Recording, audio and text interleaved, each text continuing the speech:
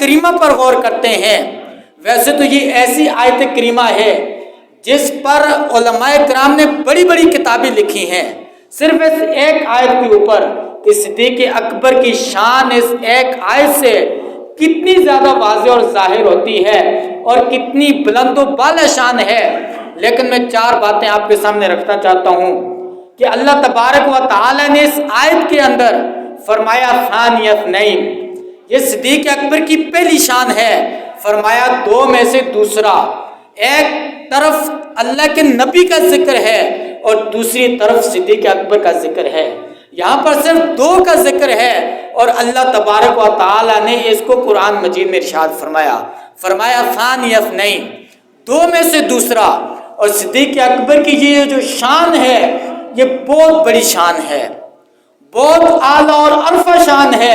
کہ اللہ تبارک و تعالی اس منظر کو بیان فرما رہا ہے اور اس منظر کی کشی فرما رہا ہے، اور قیامت تک اس قرآن کو پڑھنے والے لوگ اس منظر کشی کو پڑھتے رہیں گے اور صدیق اکبر کا تذکرہ ہوتا رہے گا جب تک اس قرآن کو پڑھا جائے گا۔ فرمایا ثانی اثنین، 2 میں سے دوسرا، ایک حضور صلی اللہ علیہ وسلم اور دوسری ذات صدیق اکبر کی ہے۔ اور یہ صرف غار ثور میں نہیں، جہاں بھی دیکھو میرے آقا صلی اللہ علیہ وسلم کے ساتھ کھڑے ہیں، اگر خلوت میں دیکھو وہاں بھی حضور کے ساتھ ہیں، جلوت میں دیکھو وہاں بھی حضور کے ساتھ ہیں، ہر جگہ ہمیں یہ منظر نظر آتا ہے کہ اگر ایک طرف نبی کی ذات ہے دوسری طرف صدیق اکبر کی ذات ساتھ کھڑی ہوتی ہے،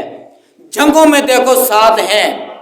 گھر کے معاملات میں دیکھو ساتھ ہیں، سفر میں دیکھو ساتھ ہیں، کوئی بھی معاملہ ہوتا ہے صدیق اکبر کو اللہ تعالیٰ نے یہ شان فرمائی ہے، فرمایا ثانی اثنین، 2 میں سے دوسرے ہیں۔ یہ شان صرف اور صرف صدیق اکبر کو ملی ہے، یہ شان کسی اور صحابی کے زمرے میں، کسی اور صحابی کے حصے میں نہیں آئی۔ فرمایا ثانی اثنین اذ ہما فی الغار اذ یقول لصاحبہ، اور دوسری شان یہ ہے اللہ تبارک و تعالی نے فرمایا کہ لصاحبہ، فرمایا یہ ایسے صحابی ہیں جو میرے نبی کے ساتھی ہیں، میرے نبی کے دوست ہیں، اور یہ بھی ایک نرالی شان ہے۔ یہ صدیق اکبر کا ایک اللہ کی مقام ہے، کوئی بھی صحابی ہو اس کے اوپر نص قرآنی اس طرح میں نہیں ملتی، لیکن یہ واحد ایسے صحابی ہیں جن کی صحابت کا، جن کی صحبت کا تذکرہ اور جن کے صحابی ہونے کا ذکر ہمیں قرآن مجید کی اس آیت سے ملتا ہے۔ فرمایا اذ یقول لصاحبہ، صاحب فرمایا ہے، یہ بہت بڑی شان ہے کہ اللہ تبارک و تعالی آپ کے صحابی ہونے کا تذکرہ خود اپنے قرآن مجید کے اندر فرما رہا ہے، اور فرمایا لا تحزن ان اللہ معنا۔ یہ صدیق اکبر کی اس آیت کریمہ سے تیسری شان واضح ہوتی ہے۔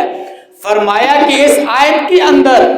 صدیق اکبر کو 2 شانیں واضح ہوتی ہیں، یہاں پر حضور صلی اللہ علیہ وسلم کا بھی ساتھ ہے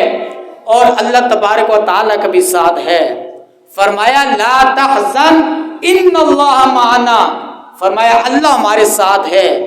اللہ بھی ساتھ ہے اور حضور صلی اللہ علیہ وسلم کی ذات گرامی بھی ساتھ ہے۔ یہ بھی ایک صدیق اکبر رضی اللہ تعالیٰ کی نرالی شان ہے